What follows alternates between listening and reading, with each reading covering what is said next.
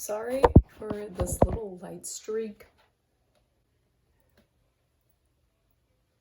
You know what I'm talking about. I don't know if it's still in the camera, but if it is, I'm sorry. So today we're gonna talk about spooky things, spooky happenings. Today's video, I'm going to be talking about all the haunted places in my hometown, which there's quite a few. So I'm just gonna go based off of memory. So I live in a pretty old city in California, and it's kind of known for different things. And there's a lot of old buildings in the city, so basically everything's haunted. It's like all the old buildings are haunted, and they all got little stories to them, so I figure I would share them today with you because we love talking about spooky things. Okay, the first one I'm going to talk about is the school that I went to.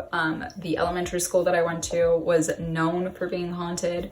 It had like this really spooky ghost story behind it. So basically what happened was the elementary school is like pretty old. I don't know when it was built, but I heard that this happened in the 1950s. There was a little kid who was riding his bike around the school, and he actually got hit by a truck, and the truck, he didn't go to the school either. I think he was just like, he was really young. I think he was like a 4-year-old or something. He got hit by the truck ran, ended up doing like a hit and run. The actual school nurse came and took him into the nurse's office. And while they were waiting for the ambulance to come, he ended up passing away in the nurse's office. This literally scared the absolute fuck out of me when I was a child. When I was a kid, the school that I went to was like, it was a little bit older, but it was just like really weird. It was like really creepy, especially the bathroom. And anyone who went to this school will tell you that that bathroom, specifically this one that was made for the older kids to go into, the one that the younger kids went to was also pretty scary, but specifically the one that was meant for the like older classes was fucking terrifying. It was literally out of like a horror movie. It was just really a really weird bathroom. You got like weird vibes when you went in there. It was just really scary. Like honestly, today, if I went back into that bathroom, I would probably feel the same way. It's a really creepy bathroom. People would play like Bloody Mary and stuff in there when we were younger. And it was just really weird. You got a weird vibe when you went in there. I don't know why that was a thing. But it was like both of those bathrooms. I don't know. It's not like the kid died in the bathroom. He died in the nurse's office, which was also a little creepy when you went in it, but it wasn't as creepy as the bathroom. You always felt like you had like eyes on you. You felt like you were being watched. It was just not fun. But other than that, there was also like, people would say that they would see the swings swinging at different hours of the day, which I don't really like count that as paranormal activity because like it's a swing set and sometimes there's wind blowing, you know, there's wind blowing, the swing might swing, you know, it doesn't necessarily mean it's paranormal, but could be a ghost. He was just swinging on the swing, having a good time. He had a whole school to himself. You definitely got weird vibes at that school, and it carried on till adulthood. So yeah, that was like my first exposure to like haunted places in my city.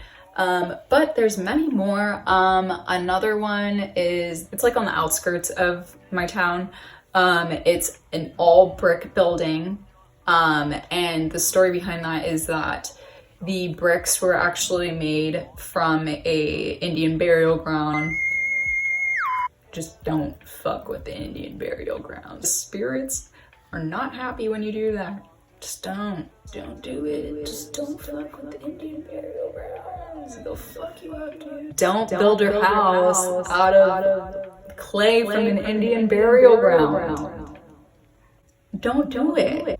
Don't do it. Go get your bricks from go get your bricks from Home Depot. Gotta go Lowe's. Just go find them somewhere else. Don't get your clay from an Indian burial ground. It's not gonna end well.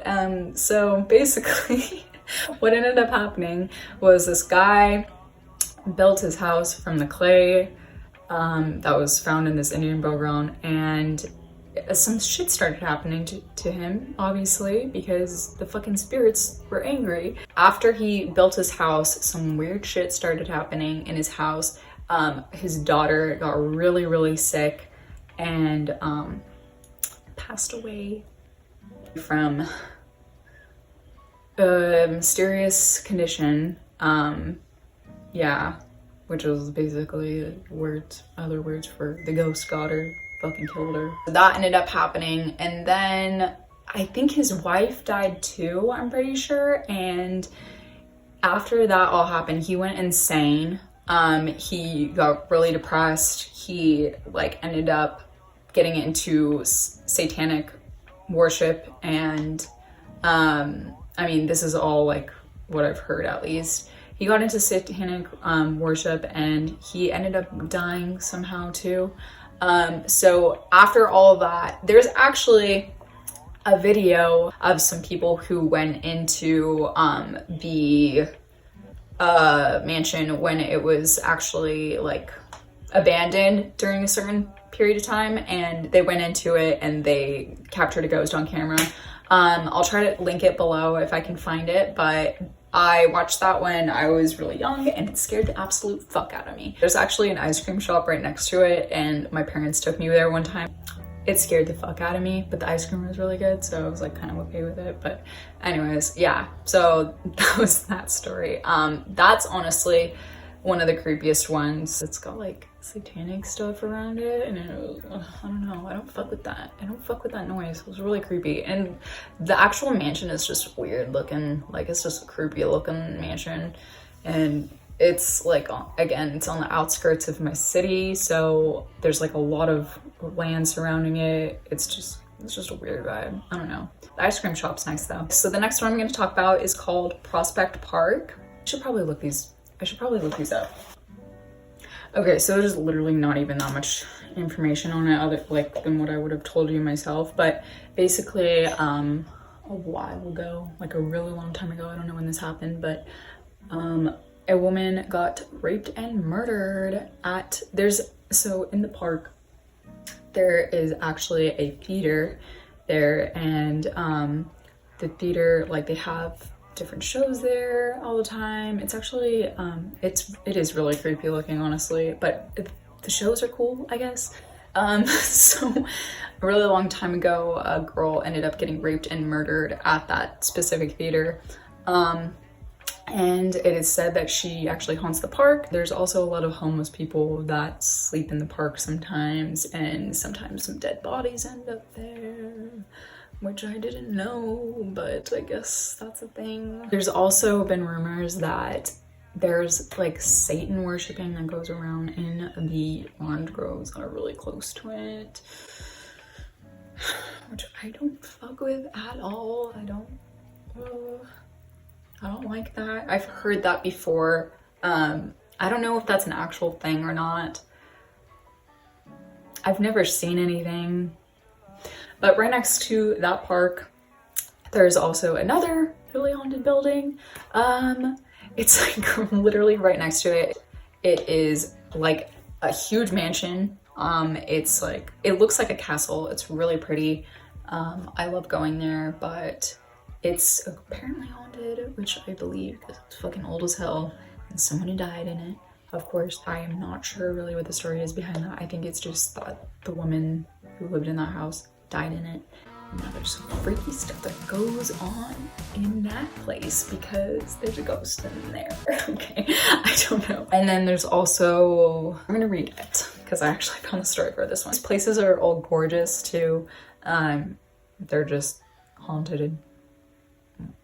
The house, which cost about 20 times more than other houses in the area, was built by shipbuilders. About 1 year after David and Sarah moved into the house, Sarah died of a sudden illness. Grief-stricken, David fell into a deep alcoholism and moved to the Hotel del Coronado in San Diego, which is also haunted.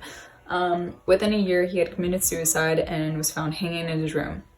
Many guests have reported paranormal activity. They mean guests because it used to be a bed and breakfast a really long time ago. I don't know what it is now. I don't think it's a bed and breakfast anymore, but I think it's maybe a wedding venue too. I'm not totally sure.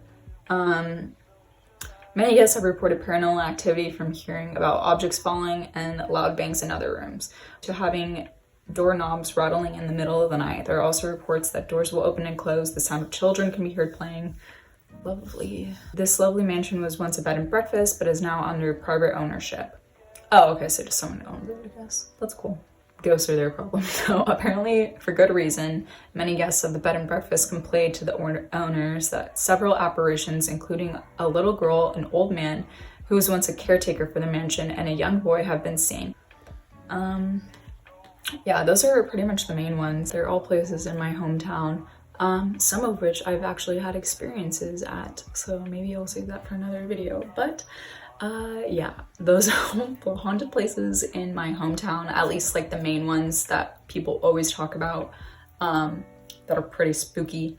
But yeah, hopefully you enjoyed this video. Leave a comment telling me about all the haunted places in your hometown. Maybe, I don't know, if you want to.